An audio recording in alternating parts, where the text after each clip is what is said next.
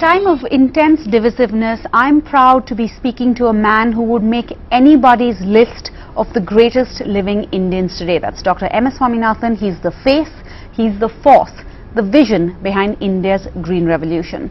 So India may have gained independence in 1947, but we were living a ship-to-mouth existence. We were basically importing all our food from the United States until this man, among others, crossbred a variety of wheat, a high-yielding variety of wheat from Mexico with a local Indian species, creating a new wheat that would lead to large yields. Dr. Swaminathan, thank you so much for speaking to us on NDTV.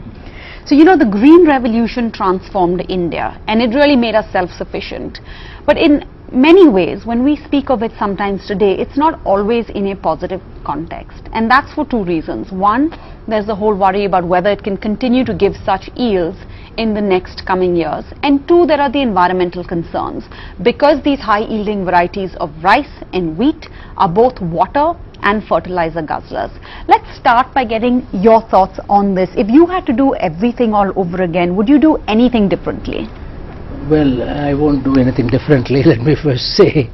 But let me go back. I think why you rightly said about water and soil and so on.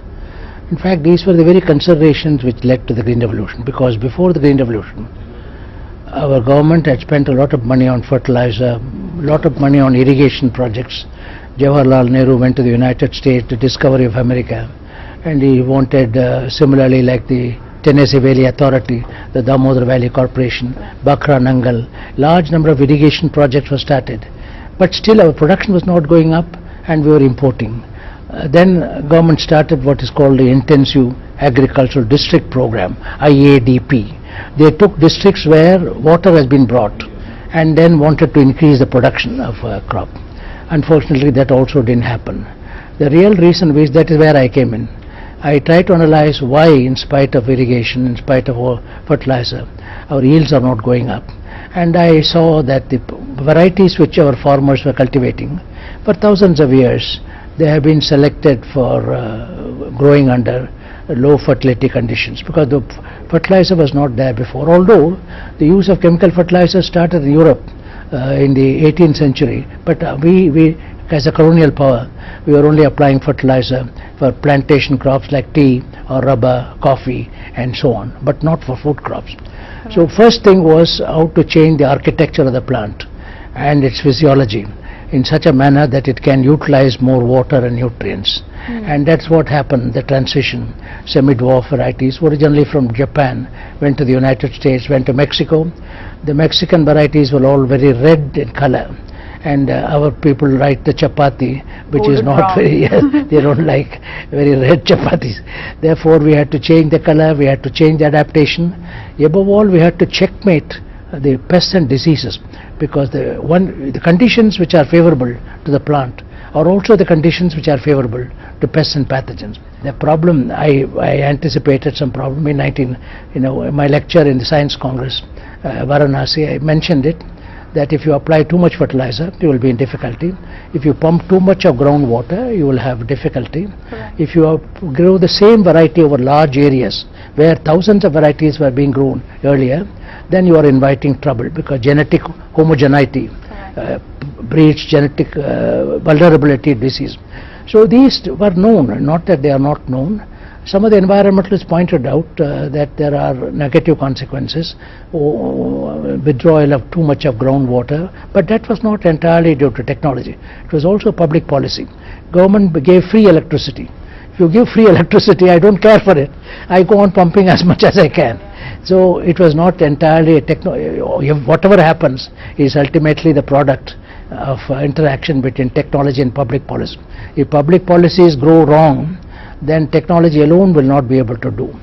But let me say, having lived through that period, in fact my own from medical area, I shifted to agricultural area in 1944, only because of the Bengal famine and the appeal of Mahatma Gandhi that God is bread to those who are hungry.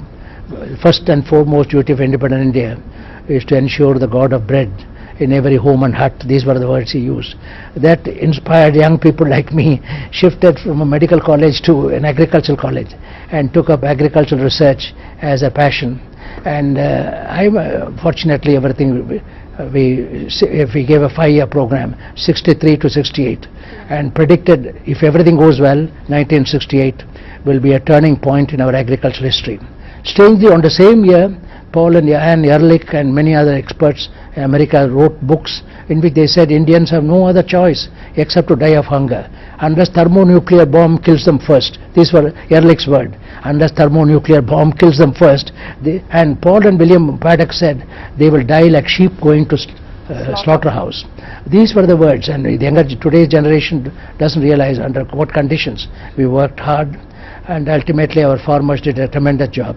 We put up demonstrations in the poorest farmers' field, because I had 2 principles in my life in extension. One is, anything you show in a rich farmer's field will be attributed to affluence, not to technology. On the reverse, a poor farmer field, if a poor farmer produces 5 tons of wheat, all the other fellows will come. That's what happened at that time. Secondly, anything you do to a woman in a household, the whole family will benefit. The reverse will not happen. Therefore, pro-woman, pro-small farmer has been my major blank for technology transfer and technology dissemination. Us journalists, when we cover agriculture, often it's in terms of a tragedy. You've talked about what the government can do to counter farmer suicides in India in your report to the National Commission on Farmers.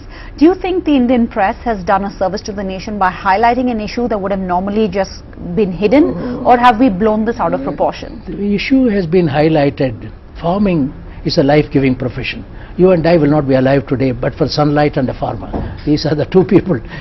Farmers convert sunlight into food through the green plant. The third is therefore, farming is a life-giving profession. If farmers themselves have to take their lives, then there is something wrong radically wrong with the society. We must introspect. I am sorry to say that kind of introspection has not taken place, either in the media or in the politician. Political brownies or points are made, but nevertheless, there are fundamental issues of farming, including credit for the poor farmers, and the ability of women, for example, all the widows are the farmers who have committed suicide. They don't have patta to the land.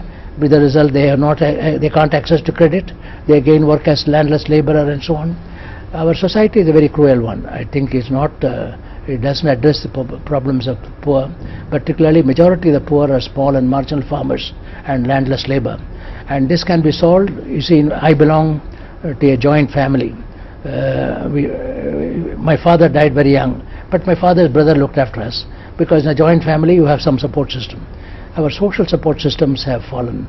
I always wondered in Vidarbha, whenever I've travelled there, go there frequently, why have the Gram Sabha or Gram Panchayat, they know who are in distress, why is it nobody coming to help the other person? The social support system have also collapsed, apart from government programs and so on. And government gives programs like giving a hybrid cow to the widow, but the cow needs food. It needs new fodder, it needs feed. Just giving a cow alone won't help. So it's a really, if you go travel that area now, even now, the affected families are in great distress, and I think we have become somewhat impervious to human suffering. Correct. And our statistical people put always figures. So many people have committed suicide. But you must put faces before figures. They are not just figures. They are people like you and me. So there are problems, but these are all man-made problems. For man-made problems, only man can find a solution. God cannot help. We have to find solution.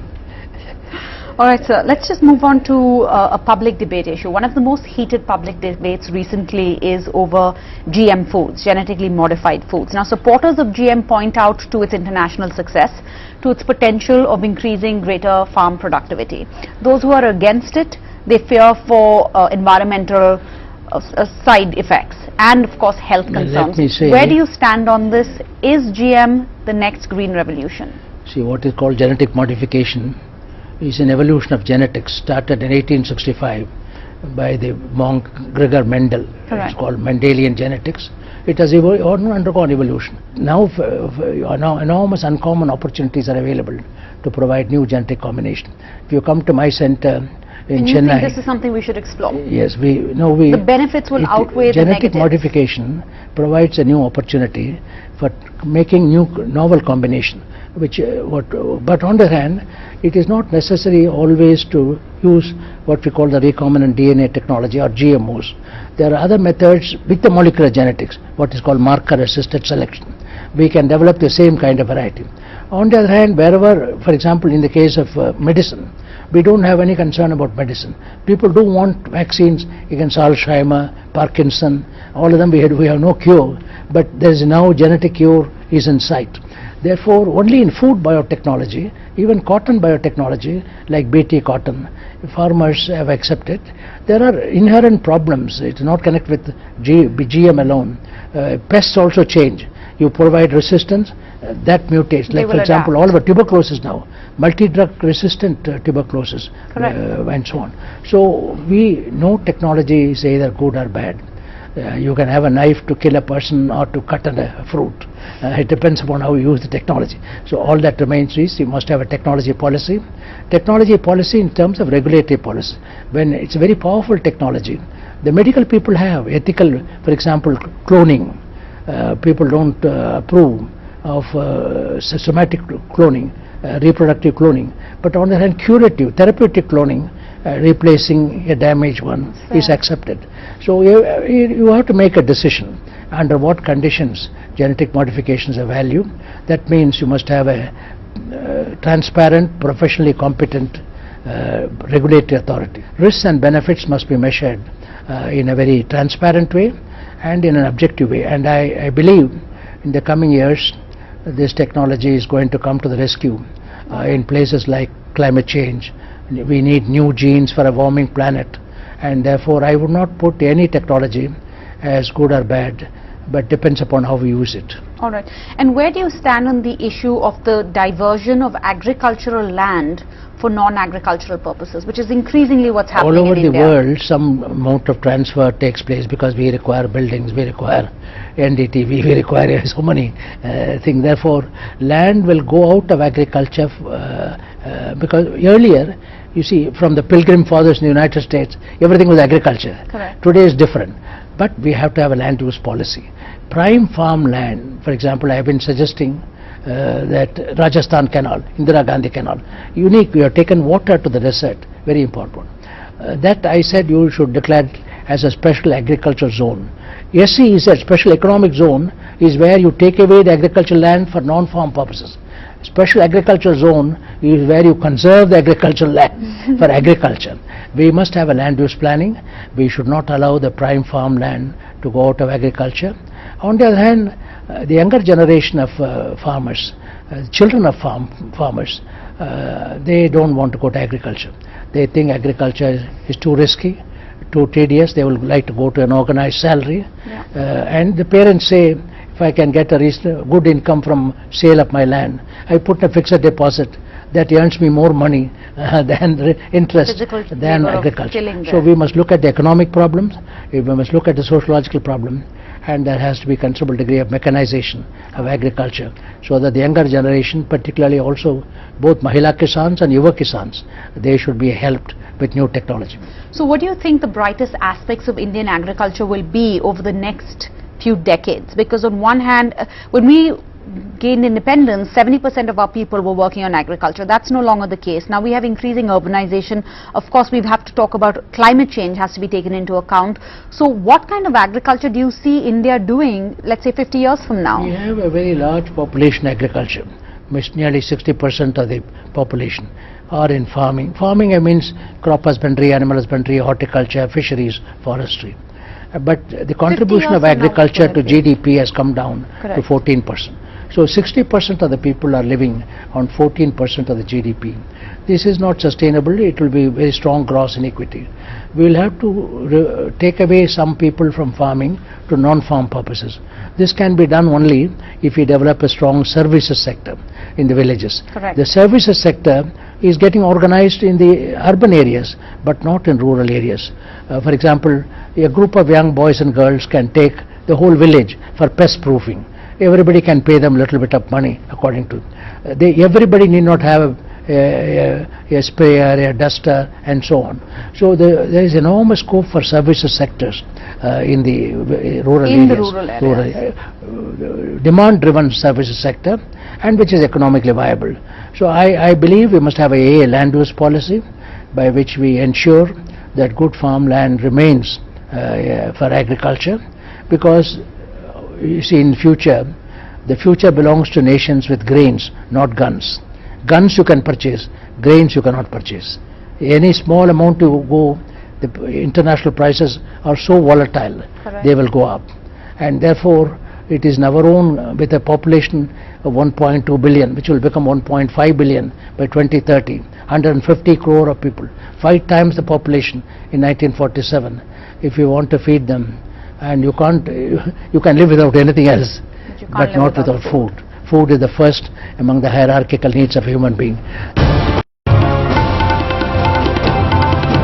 Now, food prices are a hot political issue, especially now where we are in Delhi.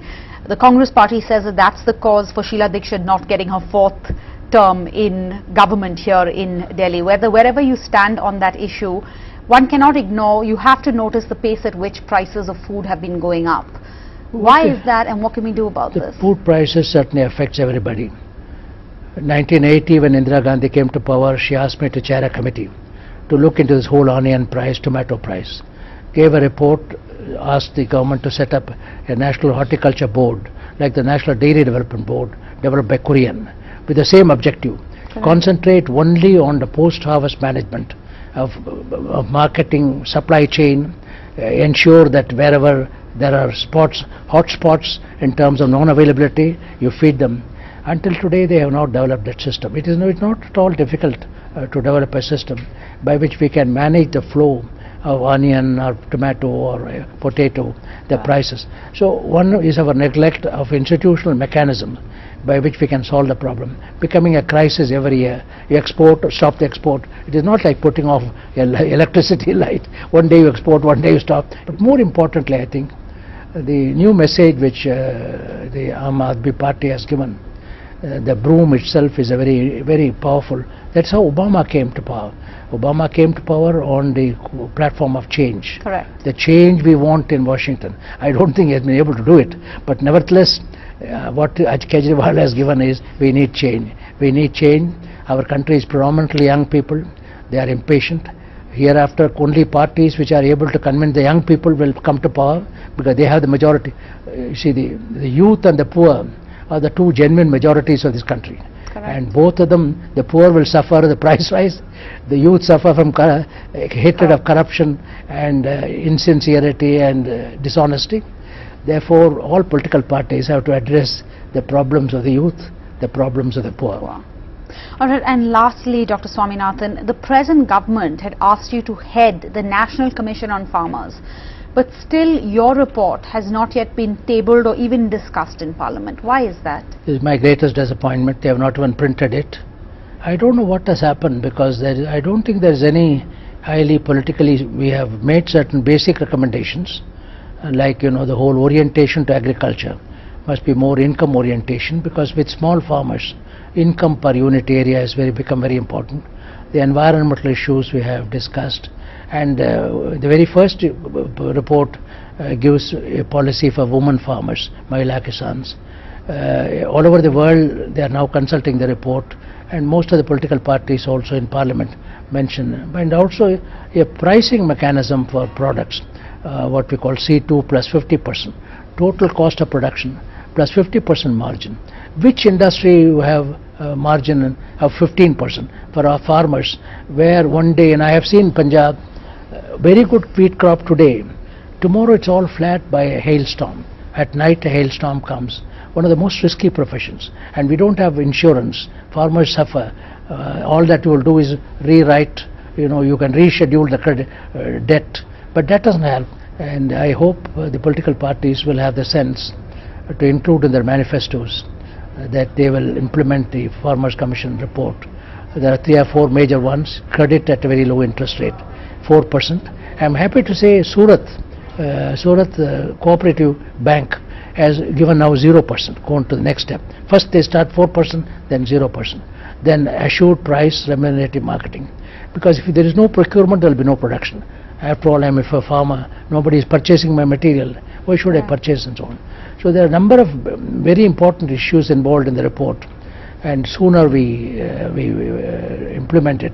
So my request to the political parties will be include in your manifesto a commitment that if returned to power, you will implement the recommendation of the Farmers Commission. That is what the farmers of India want. Those are words to end on, sir. Focus on grain, not guns. It's been a real pleasure. Thank you for speaking. It's a real pleasure talking to you. I hope more people will take interest in agriculture.